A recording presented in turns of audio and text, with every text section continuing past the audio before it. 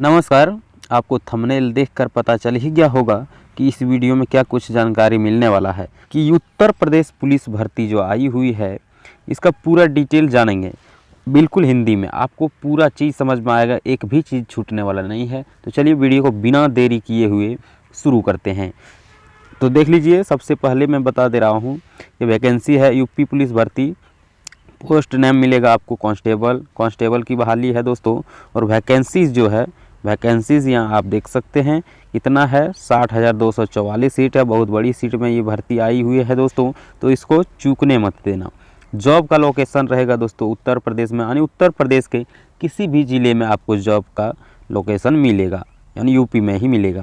चलिए बढ़ते हैं आगे देख लीजिए नोटिफिकेशन दोस्तों। नोटिफिकेशन डेट जो है 23 दिसंबर 2023 को ही आ गया है और अप्लाई स्टार्ट हो गया है 27 दिसंबर 2023 से। इस फॉर्म का जो है अप्लाई होना शुरू हो गया है दोस्तों। अप्लाई का लास्ट डेट यहाँ पर आप देख सकते हैं। अप्लाई का लास्ट डेट दोस्तों 16 जनवरी 2023 तक भरा जाएगा इस फॉर्म को, ठीक है।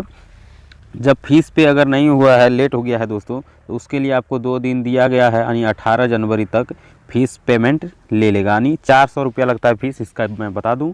तो दोस्तों 18 जनवरी तक पे हो जाएगा। चलिए आगे बढ़ते हैं। आइए एग्ज़ाम डेट दोस्तों, नोटिफाई लेटर मन बाद में आपको ये नोटिस दिया जाएगा और हम देंगे। इस चैनल को आप सब्सक्राइब करके रखिए, सारा वैकेंसी मिलेगा इस पर जानकारी। देख लीजिए एग्ज़ाम का जो है पैटर्न दोस्तों ऑफलाइन रहेगा, ठीक है। Mode of exam offline. और दोस्तों ऑल कैंडिडेट को मैंने पहले ही बता दिया कि 400 रुपया का पेमेंट देना होगा, यानी 400 रुपया का ये फॉर्म भरा जाता है। चलिए बढ़ते हैं आगे। मोड ऑफ पेमेंट दोस्तों ऑनलाइन ही होगा, ये भी चीज़ आपको क्लियर हो जाना चाहिए। अब बात करते हैं आयु, एज का बात करते हैं। आयु मेल यानी पुरुष का दोस्तों 18 से 22 वर्ष है इसमें, यानी पूरा साफ साफ लिख दिए इसमें। देख लीजिए, देखिए पुरुष अभ्यर्थी ने दिनांक 1/7/2023 को 18 वर्ष की आयु प्राप्त कर ली हो और 22 वर्ष की आयु प्राप्त न की हो, अर्थात अभ्यर्थी का जन्म जो है जो 2 जुलाई 2001 से पूर्व तथा 1 जुलाई 2005 के बाद नहीं होना चाहिए। दोस्तों अपना आप जो है डेट ऑफ बर्थ से इसको मिला लेंगे कि 2 जुलाई 2001 से पहले और 1 जुलाई 2005 के बाद अगर नहीं है तो आप इस फॉर्म को भरने के लिए एलिजिबल हैं। तो चलिए बढ़ते हैं आगे। चलिए एज में अब महिला की बात करें, फीमेल की बात करें तो क्या कहता है, लिखे हुए हैं कि महिला अभ्यर्थी ने दिनांक 1/7/2023 से 18 वर्ष की आयु प्राप्त कर ली हो और 25 वर्ष की आयु ना प्राप्त की हो, अर्थात अभ्यर्थी का जन्म जो है 2 जुलाई 1998 से पहले तथा 1 जुलाई 2005 के बाद नहीं होना चाहिए। दोस्तों मेरे भाई बहन, आप भी अपना डेट बर्थ को देख लीजिएगा, डेट ऑफ बर्थ को कि कितना जन्म तिथि क्या है। 2 जुलाई 1998 से पहले तो नहीं है और 1 जुलाई 2005 के बाद तो नहीं है, तब आप इस फॉर्म को भर सकते हैं। चलिए आगे बढ़ते हैं। अदर स्टेट दोस्तों कन्फ्यूजन हो रहा होगा कि अलग राज्य के आदमी भर सकते हैं कि नहीं, अदर स्टेट के स्टूडेंट इस फॉर्म को भर सकते हैं कि नहीं। बिल्कुल भर सकते हैं और आपको जनरल कैटेगरी में लिया जाएगा, ठीक है। आगे शैक्षणिक योग्यता जो है दोस्तों, इसमें 12वीं पास होना ज़रूरी है, इस बात को आप समझ गए होंगे। चलिए आगे आइए, श्रेणी और पदों की संख्या देख लीजिए। अनारक्षित से दोस्तों 24,102 सीट मिलेगा अनारक्षित को। EWS को दोस्तों 6,024 सीट है और अन्य पिछड़ा वर्ग का दोस्तों 16,264 सीट है। अनुसूचित जाति के लिए 12,650 सीट है और दोस्तों अनुसूचित जनजाति के लिए 1,204 पोस्ट है। टोटल दोस्तों क्या है, टोटल दोस्तों 60,244 पदों की ये भर्ती है। तो दोस्तों यहाँ तक आप पूरे बात को समझ गए होंगे। चलिए आगे और बताते हैं। देखिए स्टेज 1 में दोस्तों आपका होगा रिटन एग्ज़ाम, जो एग्ज़ाम आप देंगे। और दोस्तों ये पूरा 300 नंबर का रहता है, 150 प्रश्न रहता है, ठीक है।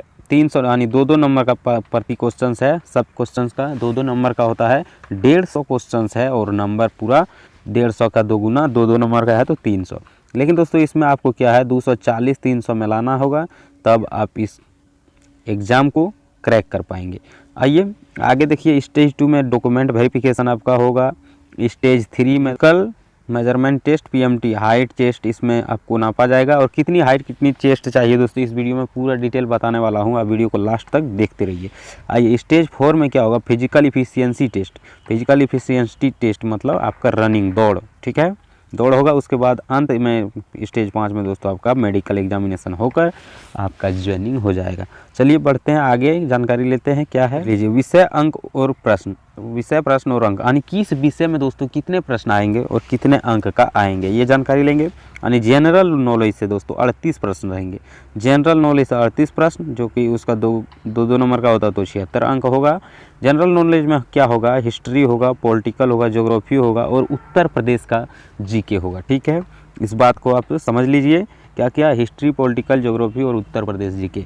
तो जनरल नॉलेज में ये रहने वाला है, 38 प्रश्न है और 76 अंक का है। आइए जनरल हिंदी, दोस्तों हिंदी होगा, इसमें इंग्लिश बिल्कुल नहीं होगा, इंग्लिश बिल्कुल नहीं होगा।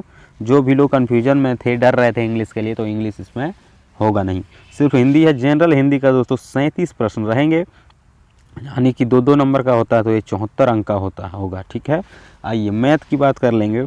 मैथ जो है 38 प्रश्न होगा मैथ का सिर्फ, और 76 अंक का होगा मैथ। दोस्तों आपको तैयारी जो है यही धड़ के तैयारी करना है। सारा क्वेश्चन तो लगभग है 38-37 करके आ रहा है, तो सब में आपको पूरा जोरदार ध्यान देना होगा और आपको नौकरी पक्की होगी।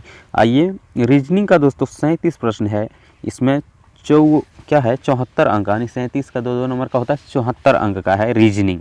ठीक है, क्लियर बात बता दिया मैंने। चलिए आगे बढ़ते हैं। देखिए कुल प्रश्न की संख्या दोस्तों 150 है और कुल अंक 300 है, आपको मैंने पहले भी बता दिया, यहाँ भी लिख दिया हूँ। अब निगेटिव मार्किंग देख लीजिए, निगेटिव मार्किंग क्या रहेगा, 1/4, यानी प्रत्येक सवाल पर आधा नंबर कटेगा, काहे कि 2 नंबर का एक सवाल है, 1/4 माने आधा नंबर कटेगा एक गलत पर। ठीक है, आइए टाइम ड्यूरेशन देख लीजिए, 150 क्वेश्चन दोस्तों 2 ही घंटा में करना है, आपको एक्सपीरियंस पूरा बना के जाना है। चाहे काहे कि 1 मिनट का भी समय एक क्वेश्चन के लिए नहीं दिया जा रहा है। 150 क्वेश्चन दोस्तों 60 दूनी 120 मिनट में, यानी 2 घंटा में 120 मिनट में 150 क्वेश्चन को लगा के आना है। ठीक है, अब देख लीजिए mode of exam. Mode of exam दोस्तों ऑफलाइन होगा OMR सीट पर, जैसे मैंने आपको बता दिया है और जैसे ये होता आ रहा है। ठीक है, आइए आगे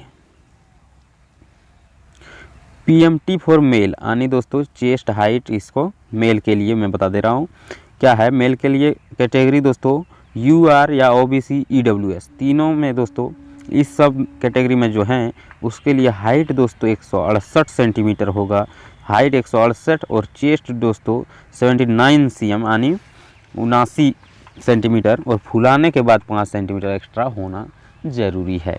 इस बात को आप समझ गए होंगे।